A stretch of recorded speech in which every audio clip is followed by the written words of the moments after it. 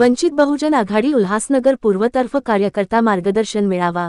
वंचित बहुजन आघाडी Ulhasnagar पूर्वतर्फ Lokhande hall doctor Babasaheb Ambedkar चौक सुभाष टेकडी येथे कार्यकर्ता मार्गदर्शन मेळावा आयोजित करण्यात आला। यावेळी मोठ्या संख्येने पदाधिकारी आणि कार्यकर्ते उपस्थित होते।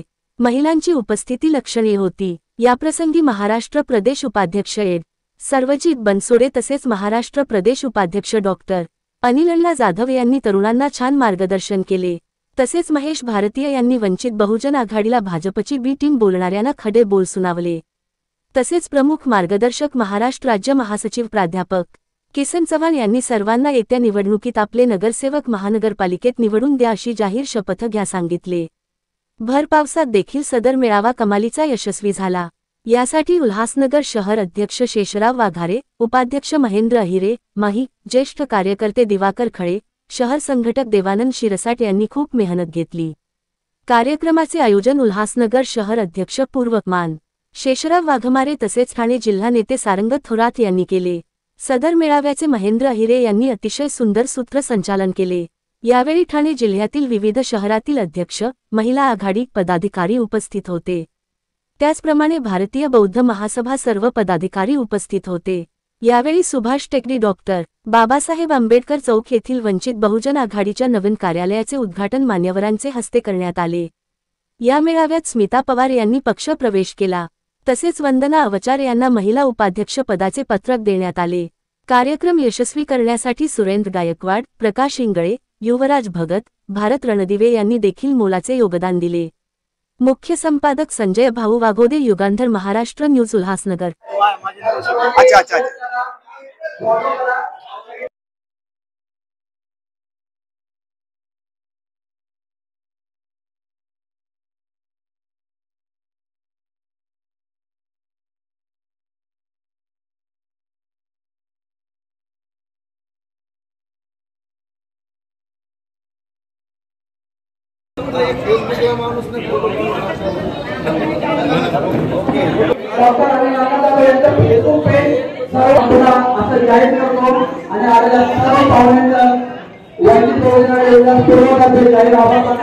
प्रचंड पाऊस असताना देखील दुपारची वेळ 2ची असतानाही एवढ्या सगळ्या पावसामध्ये या भागातले आदरणीय बाळासाहेब आंबेडकरांवरती प्रचंड श्रद्धा आणि निष्ठा असणारे कार्यकर्ते 4-5 तास थांबून होते आणि 4-5 तासाचा हा सगळा कार्यकर्ता मेळावा संपन्न झाला।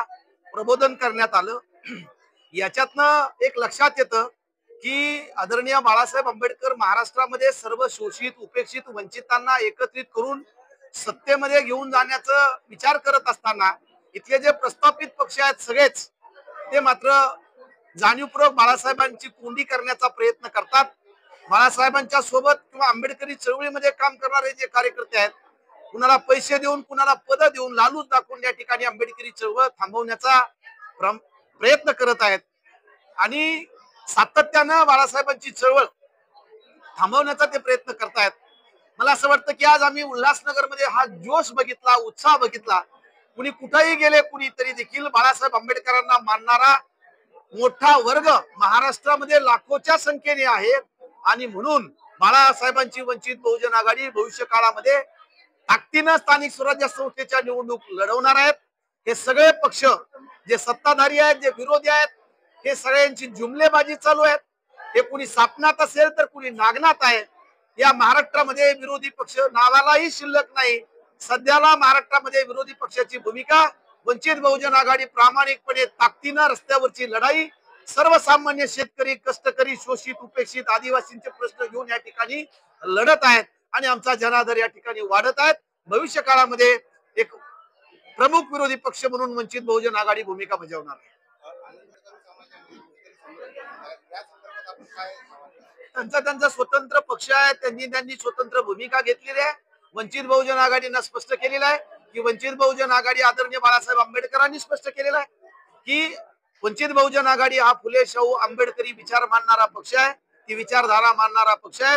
आम्ही संविधानाच्या बाजूने आहोत, आम्ही मनुवाद्यांच्या बाजूने कधीही जाणार नाही, कधी गेलो नाही आणि जे कुणी जातील त्यांच्या बरोबर देखील भविष्य काळामध्ये त्यांना जवळ आम्ही उभे करणार आहेत, कारण या देशामधलं संविधान आम्हाला महत्त्वाचं आहे।